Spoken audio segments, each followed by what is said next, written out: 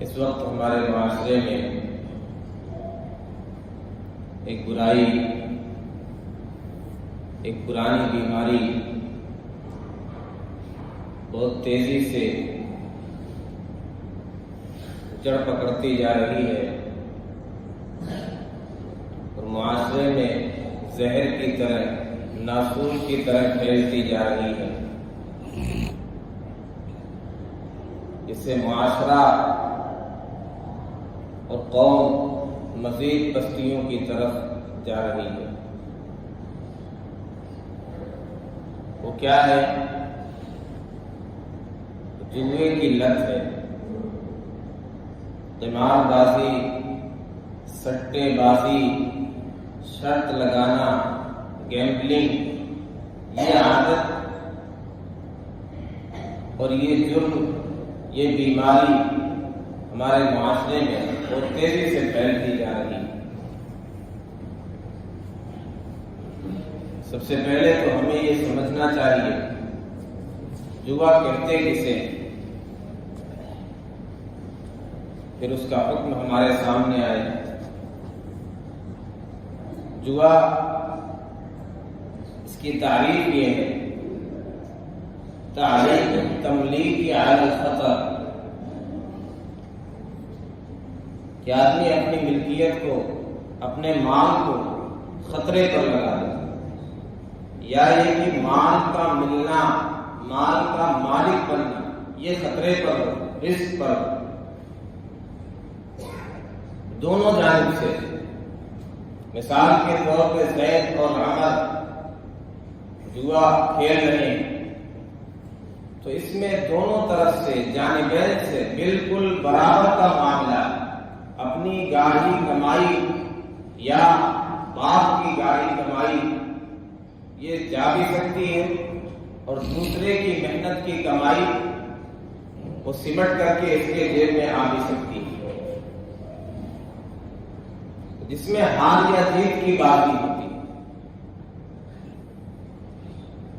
اس میں خطرے کا سودا ہوتا ہے، آدمی مالدار بھی ہو سکتا ہے، بھکاری اور فقیر بھی ہو سکتا ہے، تو دونوں جانب جس میں مساوی ہوتے ہیں، فائدہ مل بھی سکتا ہے، پیسہ حاصل بھی ہو سکتا ہے اور پیسہ جا بھی سکتا ہے۔ یہ کوئی نئی بیماری نہیں ہے۔ آج دنیا اپنے آپ کو سویلائزڈ کہتی ہے، لوگ اپنے آپ کو مہذب کہتے ہیں، روشن خیال کہتے ہیں اور جدید دور میں جینے والا کہتے ہیں، لیکن وہ ساری برائیاں، وہ ساری بیماریاں جو زمانے جاہلیت میں پائی جاتی تھی، آج نئے نئے طریقوں سے، نئے نئے ناموں سے، خوبصورت غلافوں کے ساتھ، غلافوں میں ڈھک کر کے وہ ساری چیزیں پیش کی جا رہی ہیں۔ ان سارے جرائم کی دنیا عادی ہو رہی ہے، بلکہ اس سے بڑھ کر کے معاملے پر، اس سے بڑھ کر پیمانے پر وہ ساری چیزیں ہو رہی ہیں۔ تو جوا، قمار، میسر، سٹے بازی، شرط لگانا یہ زمانے جاہلیت کی برائیوں میں سے ایک برائی ہے۔ زمانے جاہلیت میں طریقہ یہ ہوتا تھا، ایک طریقہ یہ تھا کہ شراب کے نشے میں مست ہو کر کے لوگ ایک جگہ اکٹھے ہوئے، جمع ہوئے، اب جس کا بھی اونٹ مل گیا اسے ذبح کر دیا، اب اس پر جوا لگتا تھا، سٹے بازی ہوتی تھی، شرط لگتی تھی، جس کا اونٹ ہے اسے مہمانی قیمت دے دی جاتی تھی، اب اس کے حصے لگائے جاتے تھے، اس میں 5، 6، 7 لوگ جتنے بھی لوگ ہیں اس میں حصے لگائے گئے، پھر اس میں 3 نکالا گیا، کسی کا 2 حصہ آیا، کسی کا 3 آیا، کسی کا کچھ بھی نہیں آیا، جس کا نہیں آیا اسے پیسہ دینا ہے، پوری قیمت دینا ہے، جس کے حصے میں جتنا آ گیا وہ سمیٹ لے۔ تو یہ طریقہ تھا، اور مختلف اس کے علاوہ طریقے تھے۔ اس میں وہ لوگ اپنے آپ کو سخی سمجھتے تھے اور فخر کی بات سمجھتے تھے کہ ہم اس مال کو کھائیں گے نہیں، ہم غریبوں میں اسے تقسیم کرتے ہیں، اس گوشت کو خود استعمال نہیں کرتے تھے، لہذا اسے فخر کے طور پر بیان کرتے تھے، جو اس میں شریک نہیں ہوتا تھا اسے کنجوس سمجھتے تھے۔ قرآن میں آئے تھے یسألونک عن الخمر والمیسر، لوگ آپ سے سوال کرتے ہیں شراب کے بارے میں، جوئے کے بارے میں. یہ دونوں چیزیں ملی ہوئی ایک ساتھ، آج بھی ایک ساتھ پائی جاتی ہے. جو اس کا عادی ہوتا ہے، جو جواری ہوتا ہے، جو سٹے باز ہوتا ہے، اس کے ساتھ یہ بھی چیز ہوتی ہے. شراب کی عادت، اس طرح کی بری عادت بھی پائی جاتی ہے. ادھر پیسہ ملا، دوسرے کی جیب سے پیسہ آیا، مالدار ہو گیا، کروڑ پتی ہو گیا، تو ساتھ میں یہ بھی آئے گا شرابی کبابی بھی ہو. مجلسیں اس طرح کی لگتی ہیں، محفلیں اس طرح کی لگتی ہیں، شراب اور کباب چل رہا ہے، اس طرح کی چیزیں چل رہی ہیں، تو سٹے بازی ہو رہی ہے، پیسے لگ رہے ہیں. ایک ایک گیند پہ پیسہ لگ رہا ہے، ایک ایک کھلاڑی پہ پیسہ لگ رہا ہے. کہا گیا یسألونک عن الخمر والمیسر، یہ لوگ آپ سے سوال کرتے ہیں شراب کے بارے میں، جوئے کے بارے میں. قل فیہما اثم کبیر ومنافع للناس، آپ کہہ دیجئے ان دونوں میں بڑا گناہ ہے، صرف گناہ نہیں بڑا گناہ ہے. ومنافع للناس، لوگوں کے تھوڑے فائدے بھی ہیں. فائدے کے مقابل میں نقصان کا تذکرہ ہونا چاہیے، لیکن یہاں پہ گناہ کا تذکرہ، اسم کا تذکرہ. کیوں؟ شریعت یہ کہتی ہے، اسلام کا مزاج یہ کہ مادی نقصان برداشت کیا جا سکتا ہے، لیکن اخلاقی نقصان یہ گوارا نہیں. اسلام کو یہ گوارا نہیں کہ اس کے ماننے والے محمد عربی صلی اللہ علیہ وسلم کے نام لیوا اخلاقی پستی کا شکار ہو جائے، ان کی اخلاق کا جنازہ نکل جائے، ان کے اندر سے رحم نکل جائے، غمگساری کا جذبہ ختم ہو جائے، ہمدردی کا جذبہ ختم ہو جائے. یہ اسلام کو گوارا ہے. یہ تو اس نبی کے نام لیوا ہے، اس نبی کی محبت کا دم بھرنے والے، ان کے بارے میں قرآن کہتا ہے، رب کہتا ہے انک لعلی خلق عظیم، اخلاق کی سلطنت پر بادشاہ آپ کی ہے، آپ اخلاق کے عظیم پیمانے پر ہیں. لہذا آپ کے ماننے والے، آپ کے نام لیوا، آپ کا دم بھرنے والے، ان میں بھی اخلاق کی اچھی چیزیں ہونی چاہیے. اخلاق کے عظیم پیمانے پر یہ بھی ہونے چاہیے، آپ کے نقش قدم پر انہیں بھی چلنا چاہیے. لہذا یہ گوارا نہیں اسلام کو کہ یہ اخلاقی پستی کا شکار ہو جائے. یہ اس پر راضی ہو جائے کہ ایک آدمی کا نقصان ہو رہا ہے، ان کا فائدہ ہو. ایک آدمی پریشان ہو رہا ہے، یہ خوش ہو رہے ہیں. ایک آدمی موت کے منہ میں جا رہا ہے، یہ خوشیاں منا رہے ہیں. جوئے میں یہی تو ہوتا ہے. ایک آدمی امیر ہے، لکھپتی ہے، وہ لمحوں میں فقیر ہو جاتا ہے، بھکاری ہو جاتا ہے، روڈ پر آ جاتا ہے، اس کے گھر میں ماتم ہو جاتا ہے، وہ سب کچھ ہار گیا، ساری دولت ہار گیا، ادھر یہ کروڑ پتی بن گیا.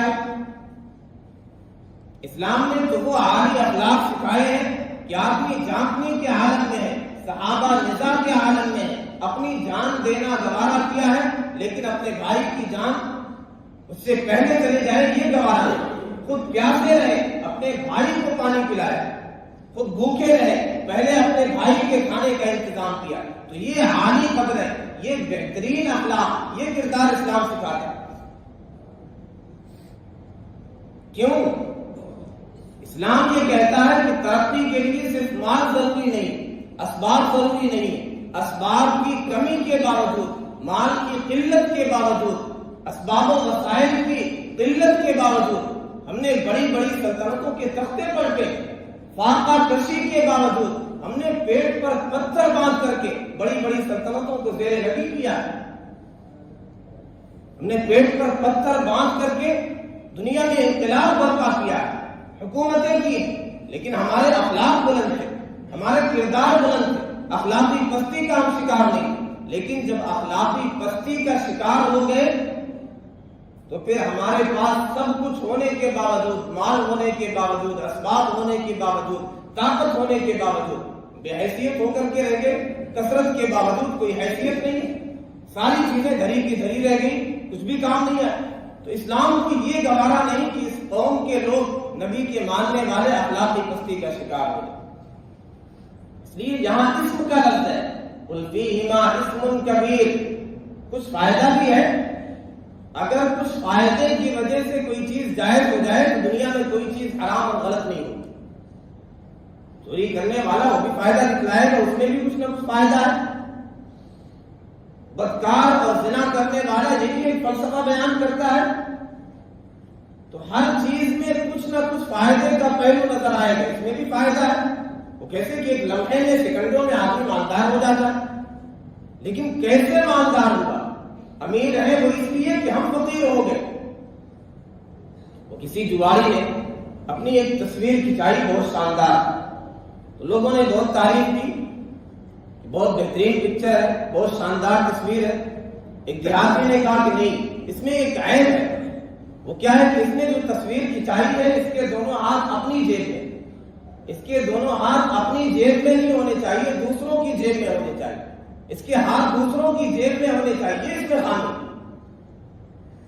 اس کے پاس جو کچھ ہے اپنی جیب کا نہیں، دوسروں کی جیب کا۔ تو یہ تصویر کی خامی ہے کہ اس کا ہاتھ اس کے اپنے جیب میں۔ فرمایا قل فیہما اثم کبیر ومنافع للناس، لوگوں کے کچھ فائدے بھی ہیں، کچھ نفع بھی ہے، لیکن شریعت یہ کہتی ہے کہ اخلاقی پستی نہیں آنی چاہیے۔ پھر ریشو دیکھا جاتا ہے جس میں معصیت کا، جس میں نقصان کا، جس میں گناہ کا پہلو زیادہ ہوگا اسی کو ترجیح دی جائے گی، اس اعتبار سے فیصلہ ہوگا کہ یہ حرام۔ کچھ منافع ہیں، کچھ فائدے ہیں، لیکن نقصان زیادہ ہے، تو اس اعتبار سے فیصلہ ہوگا یہ حرام۔ تو یہی فیصلہ ہے، یہی حکم ہے شراب اور جوئے کے بارے میں۔ قل فیہما اثم کبیر ومنافع للناس واثمہما اکبر من نفعہما، ان دونوں کا گناہ ان کے فائدے سے کہیں زیادہ بڑا ہوا ہے۔ اسلام اس بات کی اجازت نہیں دیتا ہے کہ آدمی کہے چلو میں لاٹری نکالتا ہوں، اس کے ذریعے سے کیا کروں گا؟ مسجد کی تعمیر کروں گا، یا کہیں پہ سیلاب آ گئے، اب لوگ یہ کہیں کہ ہم ناچنے گانے والوں کو بلاتے ہیں، ناچنے والیوں کو بلاتے ہیں، اس کے ذریعے سے لاکھوں کروڑوں کی کمائی ہو جائے گی، اس کے ذریعے سے امداد کریں گے، سیلاب زدگان کی راحت رسانی کا انتظام کریں گے۔ شریعت یہ کہتی ہے کہ وہ جو فائدہ ہے اس سے بڑا نقصان یہ ہے کہ تمہارے نوجوان بچے بچیاں اخلاقی پستی کا شکار ہو جائیں گے، بے حیا ہو جائیں گے، اوباش ہو جائیں گے، آوارہ ہو جائیں گے۔ اسلام کو یہ گوارا ہے۔ تم یہ سمجھتے اس طریقے سے مسجد بن جائے گی لاٹری کے ذریعے سے، جوئے کے ذریعے سے، سٹے کے ذریعے سے؟ اسلام کو یہ گوارا ہے۔ اسلام کو صرف مسجد نہیں چاہیے، مسجد تقوی چاہیے۔ ہر گھر نہیں اللہ کا گھر ہوتا میرے دوست۔ تم مسجد زرار نہیں دیکھ رہے کیا؟ ایک مسجد وہ بھی بنی تھی، مسجد زرار۔ نبی اکرم صلی اللہ علیہ وسلم کو کہا گیا آپ کو وہاں نہیں جانا، آپ کو مسجد تقوی میں کھڑا ہونا ہے۔ لمسجد اسس علی التقوی من اول یوم احق ان تقوم فیہ، وہ مسجد جس کی بنیاد تقوی پر رکھی گئی، یہ اس قابل ہے کہ آپ وہاں کھڑے ہوں، وہاں جا کر کے نماز پڑھیں۔ اور یہاں پہ اس آیت میں صراحتاً منع نہیں کیا گیا، یہاں ایک اصول بتلا دیا گیا کہ اس طرح تمہیں بات رکھنا ہے، اس طرح تمہیں فیصلہ کرنا ہے کہ تمہیں کیا کرنا ہے، کیا نہیں کرنا ہے، تمہارے لیے کیا چیز زیادہ مفید ہے، کیا چیز زیادہ نقصان دہ۔ آگے فرمایا دوسری جگہ یا ایھا الذین آمنوا انما الخمر والمیسر والانصاب والازلام رجس من عمل الشیطان، اے ایمان والو، شراب، جوا، بت، پانسے، یہ شیطانی عمل ہے، شیطانی کام ہے، انسانی کام تو نہیں ہے۔ جوا کھیلنے والے، سٹے لگانے والے یہ فیصلہ کر لیں کون سا کام کر رہے ہیں، انسانوں والا کام ہے یا شیطان اور ابلیس والا کام؟ رجسن گندگی ہے، گندگی میں ہاتھ لگانا چاہتے ہو، گندگی سے اپنے کپڑے کو، اپنے جسم کو ملوث کرنا گوارا ہے، ظاہر ہے گندگی اس کے پاس ہونا بھی گوارا نہیں ہے، پھر یہ گندا عمل کیوں کرتے ہو، پھر یہ شیطانی عمل کیوں کرتے ہو؟ فاجتنبوہ، اس سے باز آ جاؤ، اس سے رک جاؤ۔ پھر آگے فرمایا لعلکم تفلحون، تاکہ تمہیں کامیابی مل جائے۔ تم یہ سمجھتے ہو کہ لمحوں میں، منٹوں میں، سیکنڈوں میں، راتوں رات امیر بن جاؤ گے، لکھپتی بن جاؤ گے، کروڑ پتی بن جاؤ گے، یہ تمہاری خام خیالی۔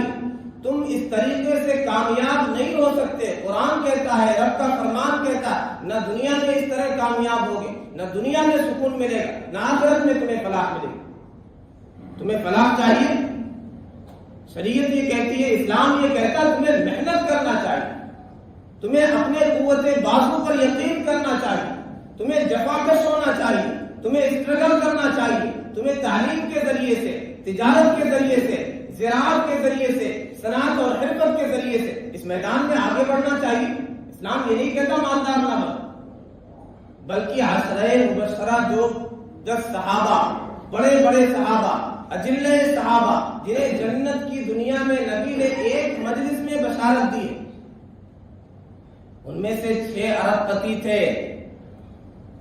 انہیں اپنے قوت بازو پر، انہیں اپنے تجارت کے گر اور ہنر پر انہیں یقین تھا، اعتماد تھا، انہوں نے کوئی غلط کام نہیں کیا۔ بلکہ سیدنا عبد الرحمن بن عوف رضی اللہ تعالی عنہ کتنے بڑے امیر ہیں، کتنے بڑے مالدار، ہم سوچ نہیں سکتے۔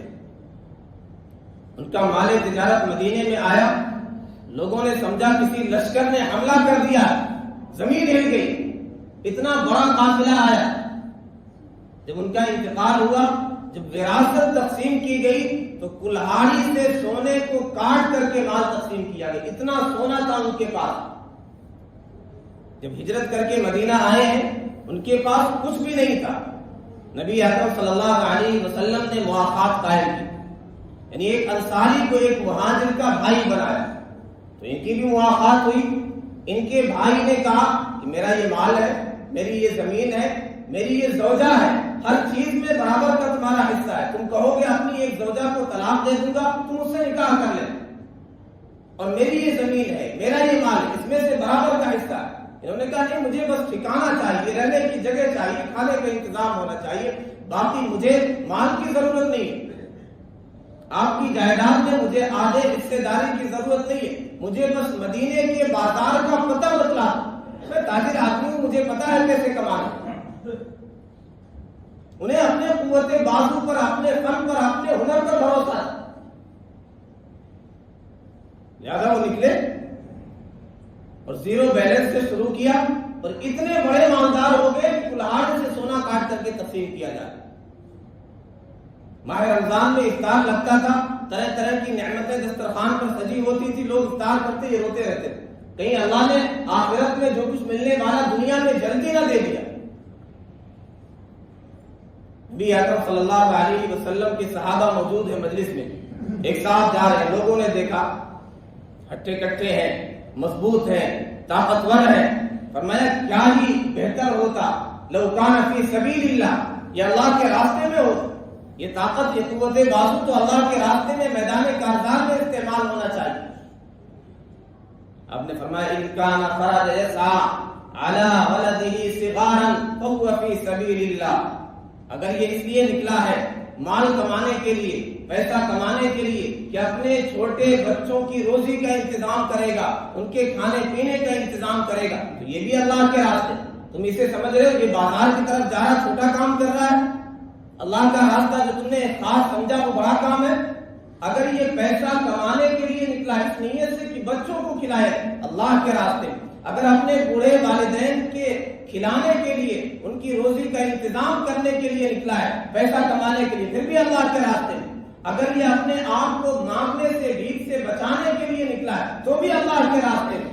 اگر ریا کے لیے، شہرت کے لیے، دکھانے کے لیے نکلا ہے تو شیطان کے راستے میں۔ شریعت یہ چاہتی کہ ہم محنت کرنے والے ہو جائیں، ہم مشقت کرنے والے ہو جائیں، ہم تجارت کرنے والے ہو جائیں، ہم پیسہ کمانے والے ہو جائیں، لیکن اس طریقے سے نہیں کہ جوئے کے ذریعے سے، سٹے کے ذریعے سے۔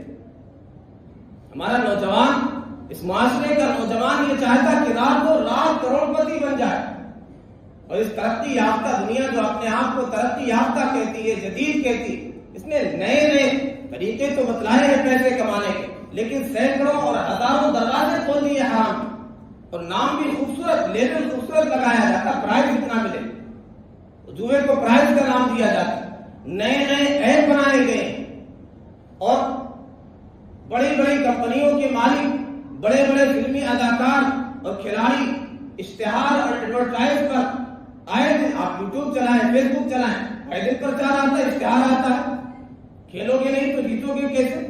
کروڑ سے آپ کی اسٹارٹنگ ہوگی، اتنا جیتیں گے۔ یہ نہیں پتا کیسے جیت رہے ہیں، کس طرح کا پیسہ آ رہا ہے۔ نبی اکرم صلی اللہ علیہ وسلم نے ارشاد فرمایا تم سے تمہارے مال کے بارے میں سوال ہوگا، من این اکتسبہ، کہاں سے کمایا ہے، کہاں سے پیسہ آیا ہے، کس کی جیب سے آیا ہے، کس طریقے سے آیا ہے، من این انفقہ، کہاں خرچ کیا۔ یہ جو جوئے کا معاملہ ہے، اگر آپ نے پیسہ لگایا وہ چلا گیا، اس کے بارے میں بھی پوچھا جائے گا کہاں خرچ کیا۔ آپ لاکھپتی کروڑ پتی بن گئے تو بھی پوچھا جائے گا کہاں سے آیا، تو بچ نہیں سکتے۔ انما یرید الشیطان ان یوقع بینکم العداوۃ والبغضاء، شیطان یہ چاہتا ہے کہ تمہارے اندر دشمنی اور عداوت ڈال دے۔ جوئے کے ذریعے سے کیا ہوتا ہے؟ جیتنے والا جیت گیا، ہارنے والا اس کے اندر عداوت اور نفرت کی آگ بھڑک گئی، اس نے میرا مال لے لیا۔ پہلے تو آف لائن گیم ہوتے تھے، بچپن میں کوئی گولی کھیل رہا ہے، کوئی گچی کھیل رہا ہے، کوئی تاش کھیل رہا ہے، اس طرح کے کھیل چلتے تھے۔ اس میں ایک حد تک آدمی کا نقصان ہوتا تھا، بہت لمبا نقصان ہونے کا چانس کم ہوتا تھا کہ جتنے پیسے لے کر کے آئے اتنا ہی ہارے گا۔ اب تو آن لائن گیم چل رہا، یہ جو نئے نئے ایپ بنے ہیں، ڈریم 11 ہے، مائی ڈریم 11 ہے، آؤٹڈیٹ ہے، اور کتنے گیم اس طرح کے چل رہے ہیں، اور آئے دن اس طرح کی خبریں آ رہی۔ ابھی 2-4 مہینے قبل اس طرح کی ایک خبر آئی کہ ایک خاتون، بیوہ خاتون، اس کے 2 اکاؤنٹ تھے، بچہ اس نے گیم کھیلنا شروع کیا آن لائن، اس میں ہارتا گیا تو پھر اس میں پیسے بھرنے پڑے، تو دونوں اکاؤنٹ میں لاکھوں روپے تھے، وہ سارے خالی ہو گئے۔ آئے دن اس طرح کے واقعات آئے۔ تو یہ آن لائن والا جو کچھ چل رہا ہے، آف لائن سے زیادہ خطرناک۔ آدمی کا سب کچھ لٹ جاتا ہے اور صرف اپنا نقصان نہیں کرتا، پورے گھر کا نقصان کرتا ہے۔ پھر پیسے نہیں، جب یہ لت لگ گئی، جیسے شراب کی ایک لت ہوتی ہے، ایک ساتھ بیان کیا کہ اس کی بھی ایک لت ہوتی ہے، ایک نشہ ہوتا ہے، پھر وہ آدمی کسی نہ کسی طرح سوچے گا وہ مجھے ملے، وہ پیسہ میرے ہاتھ آئے، وہ میرا تھا، میرا اپنا تھا، پھر وہ چوری کرے گا۔ اس طرح کے لوگ سوالات آئے کہ گھر سے پیسہ غائب ہو جا رہا، تجوری سے پیسہ غائب ہو جا رہا ہے، تالا بھی نہیں ٹوٹ رہا ہے، کسی عامل کو دکھایا جائے کوئی جن تو قبضہ نہیں کر لے رہا۔ یہ بھول جاتے ہیں کہ ہمارا بچہ کس لت میں مبتلا ہے، کیا کر رہا ہے، کہاں پیسے لگا رہا، سٹے بازی تو نہیں کر رہا۔ جس قوم کے نوجوان اس مرض میں، اس بیماری کا شکار ہو جائے، قوم کیا ترقی کرے؟ کس حد تک پستی میں ہم جا سکتے ہیں جب ہمارے نوجوان اس کے شکار ہو؟ سب سے زیادہ کرکٹ میں اس وقت لوگ سٹے بازی کر رہے ہیں، اپنی ٹیم بنا رہے ہیں، ایک ایک کھلاڑی پر پیسہ لگا رہے ہیں کہ وہ پرفارمنس کرے گا، اگر اس نے کر دیا تو انہیں ٹھیک ٹھاک فائدہ ہو گئے، اگر اس نے نہیں کیا تو ان کا نقصان ہوا۔ نوجوان ہمارے چھوٹے چھوٹے بچے یہ سب کچھ کر رہے ہیں، اپنا بھی نقصان کر رہے ہیں۔ آدمی کا بڑا خسارہ ہو گیا، اپنا بھی نقصان ہوتا ہے، دوسروں کا بھی نقصان ہوتا ہے۔ مثال کے طور پہ مقروض ہے، وہ قرضہ کہاں سے ادا کرے جب خالی ہو گیا اس کا سب کچھ؟ اس لیے اپنے آپ کو بچائیں، اپنے نوجوانوں کو بچائیں، اپنی نئی نسل کو بچائیں۔ یہ ہماری کشتی کے کھیونہار ہے، یہ قوم کا جوہر مستقبل ہے۔ اگر یہ غلط راستے پر چلے گئے، اس لت میں مبتلا ہو گئے تو پھر قوم کا کیا ہوگا؟ انما یرید الشیطان ان یوقع بینکم العداوۃ والبغضاء فی الخمر والمیسر ویصدکم عن ذکر اللہ وعن الصلاۃ۔ شیطان کیا چاہتا ہے؟ تمہارے درمیان عداوت ڈال دے، نفرت ڈال دے، دشمنی پیدا کر دے۔ آدمی ہار کر کے کبھی ایسا ہوتا خودکشی کر لیا، سب کچھ چلا گیا تو اب کیا کرے گا رہ کے، ڈپریشن کا شکار ہو گیا۔ کبھی ایسا ہوتا ہے دوسرے کی جان لے لیتا، اس نے میرا سب کچھ لے لیا ہے، میں اسے اس کی جان لے لیتا۔ تو اس حد تک دشمنی ہوتی ہے، اس حد تک نفرت ہوتی ہے۔ اس لیے اسلام نے سب سے پہلے اس پر بین لگایا، اس پر روک لگائی۔ نہیں، یہ شیطانی عمل ہے، یہ گندگی ہے، نجاست ہے، اس سے تمہیں باز آنا ہے۔ جب صحابہ کو یہ پیغام ملا، سب نے کہا قد انتہینا، ہم باز آ گئے۔ شراب کے مٹکے توڑ دی، شراب کو نالوں میں پھینک دیا اور جوئے سے باز آ گئے۔ بلکہ حرمت سے پہلے اس طرح کا اگر کسی کا معاملہ تھا تو بھی نبی اکرم صلی اللہ علیہ وسلم نے استعمال نہیں کرنے دیا۔ اس طرح کا اگر جوئے یا شرط والا تو بیٹھے بیٹھے لوگ کہتے ہیں نا شرط لگ گئی، میچ چل رہا ہے، کھیلے گا کون چوہا مارے گا، کون چھکا مارے گا، کون ٹیم جیتے گی، اس نے یہ کہا، اس نے وہ لگی شرط، لگ گئی شرط، ہو گیا جوا۔ انعام الگ ہوتا ہے، انعام میں آدمی کی اپنی ایک محنت ہوتی ہے، اس پر انعام ملتا ہے، نہ پیسہ جاتا نہیں ہے، لگتا نہیں ہے، نہ کچھ بھی دے دیا جائے، اس کی جو اصل ہے حقیقت وہ تبدیل نہیں ہو۔ تو اسلام یہ چاہتا ہے آپس میں محبت رہے، عداوتیں نہ ہو، دشمنی نہ ہو، اور شیطان یہ چاہتا ہے کہ دشمنی اور عداوت ہو جائے، اور تمہیں اللہ کے ذکر سے روک دیا جائے، نماز سے روک دیا جائے۔ ظاہر جو اس لت میں مبتلا ہے، جو اس عادت کا شکار ہے، انہیں نماز سے کیا پرواہ، انہیں نماز کی کیا فکر ہے، انہیں اللہ کی یاد کی کیا پرواہ ہے؟ جب تک اس میں لگے کسی چیز کی نہ دن کی فکر ہے، نہ رات کی فکر ہے، نماز کی فکر ہے، نہ گھر کی کسی چیز کی فکر ہے۔ یہ کبھی 2 لوگ کھیلتے ہیں، کبھی 4 لوگ کھیلتے ہیں، کبھی کروڑوں لوگ کھیلتے ہیں۔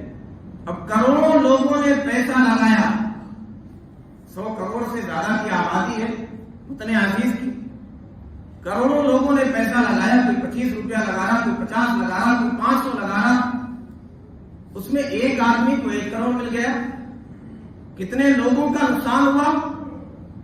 شریعت کا اصول یہ ہے، اسلام یہ چاہتا کہ دولت سمٹ کر کے چند ہاتھوں میں نہیں آنی چاہیے، اسے گردش کرتے رہنا چاہیے، اسے لوگوں تک پہنچنا چاہیے۔ اس میں یہی ہوتا ہے کہ چند ہی لوگ مالدار بنے، چند ہی لوگ کروڑ پتی بنے، اور کتنے لوگ غریب ہو گئے، کتنے لوگوں کی جیب خالی ہو گئی۔ کئی لا یکون دولتاً بین الاغنیاء منکم، اسلام کا اصول یہ ہے، اسلام یہ نہیں چاہتا کہ مال سمٹ کر کے چند ہاتھوں میں آ جائے۔ ابھی ایک نیتا کا بیان آیا تھا کہ انہوں نے تو 10-20 لوگوں کو کروڑ پتی بنایا، ہم یہ نہیں کریں گے، ہم لاکھوں لوگوں کو لاکھ پتی بنائیں گے۔ اسلام کا بھی اصول ہے کہ ہر ایک تک پہنچے، کسی کے پاس دے دیا گیا، جیسا پانی پہاڑوں پر ہے، دریاؤں میں ہے اور بڑے بڑے تالابوں میں ہے، تو یہ نہیں وہیں پڑا ہے، وہیں پڑا رہے گا تو خراب ہو جائے گا، سڑ جائے گا، اسے آگے پہنچنا چاہیے، اسے جاری ہونا چاہیے، جو جاری پانی ہوگا وہ صاف ہوگا۔ اس لیے زکات کا نظام، اور اسے کہا گیا تجارت میں لگائیے، استعمال کریے، یہ گردش کرتا رہے گا، پاک صاف رہے گا، اس کے ذریعے سے تمہارا فائدہ ہوگا، قوم کا فائدہ ہوگا، تمہاری اخلاق، تمہارا اخلاق، تمہارا کردار بلند ہوگا، لوگوں میں ہمدردی کا، غمگساری کا جذبہ پیدا ہو۔ تو اسلام تو یہ چاہتا ہے، اور یہ جو سود کا سسٹم ہے، جوئے کا جو سسٹم ہے، قمار کا جو سسٹم ہے، اس کے ذریعے سے دولت چند ہاتھوں میں سمٹ کر کے آ اور اس کے بعد بھی پتہ نہیں چلتا کہاں چلی گئی۔ فرمایا یا ایھا الذین آمنوا انما الخمر والمیسر والانصاب والازلام رجس من عمل الشیطان فاجتنبوه لعلکم تفلحون۔ اس سے باز آ جاؤ اگر کامیابی چاہتے ہو۔ کامیابی کے لیے قناعت ہونی چاہیے۔ اگر آپ کے مقدر میں لکھا ہے کروڑ پتی بننا، آپ حلال طریقہ اختیار کریں، آپ بن کر کے رہیں۔ نہیں لکھا ہے سود کے ذریعے سے، جوئے کے ذریعے سے کروڑ پتی نہیں بن سکتے، یہ مسلمان کا عقیدہ ہونا چاہیے۔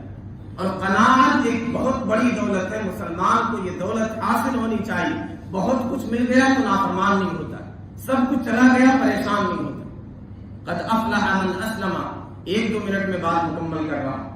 نبی اکرم صلی اللہ علیہ وسلم نے فرمایا وہ کامیاب ہو گیا جس نے اسلام قبول کر لیا۔ ورزق کفافا، اتنی روزی دے دی گئی جو اس کے لیے کافی ہے۔ وقنعه اللہ بما آتا، اللہ نے اسے قناعت کی دولت دے دی، جو کچھ ہے اسی میں خوش ہے، مگر ٹھیک ہے میرا اتنے میں کام چل جائے، مجھے کسی کے در کا بھکاری بننے کی ضرورت نہیں ہے، مجھے غلط راستوں میں پڑنے کی ضرورت نہیں ہے، مجھے حرام طریقے سے مال کمانے کی ضرورت نہیں، میرے لیے اتنا ہی کافی۔ ایک شاعر ہے مرزا بیدل، بہت بڑا شاعر، حیدرآباد کے ایک نواب نے کہا کہ میرے پاس آ جاؤ، میں تمہیں اتنا وظیفہ دوں گا، یہ کچھ دوں گا۔ اس نے کہا میرے پاس قناعت کی دولت، میں خوددار ہوں، میں حل مزید کی حوث میرے اندر نہیں ہے، میں مال کا، درہم و دینار کا پجاری نہیں ہوں کہ جس راستے سے بھی مال آئے، سود کے ذریعے سے مجھے کروڑ پتی بننا ہے، جوئے کے ذریعے سے لکھپتی بننا ہے، میرے اندر یہ چیز نہیں، میں خوددار ہوں، میرے اندر قناعت کی دولت ہے۔ دنیا اگر دہند نہ جنبم سجائے پیش، اگر تم نے دنیا دے دی، تم چند روپیوں کی بات کرتے ہو، وظیفے کی بات کرتے ہو، اگر ساری دنیا میرے قدموں میں ہے تو دنیا اگر دہند نہ جنبم سجائے پیش، میں اپنی جگہ سے ہلنے والا نہیں. کیوں؟ من بستہ حنائے قناعت بپائے پیش، اس لیے کہ میں نے اپنے پاؤں میں قناعت کی مہندی لگا رکھی. جس نے مہندی لگا رکھی ہے وہ چلتا نہیں، تو میں نے اپنے پاؤں میں قناعت کی مہندی لگا رکھی ہے. تو مسلمانوں کو بھی اپنے پاؤں میں قناعت کی مہندی لگا کر کے رکھنا چاہیے. ایسا نہیں کہ درہم و دینار کا پجاری ہو، جہاں سے بھی پیسہ آئے، حلال طریقے سے حرام طریقے سے نہیں، اس کے بارے میں پوچھا جائے گا. مسلمان حلال طریقے سے مال کماتا ہے اور پھر اس مال کے ذریعے سے غریبوں کا خیال کرتا ہے. اللہ رب العزت والجلال ہمیں قناعت کی دولت سے مالا مال فرمائے، ہر طرح کے حرام طریقوں سے غلط طریقوں سے محفوظ فرمائے. الحمد للہ رب العالمین.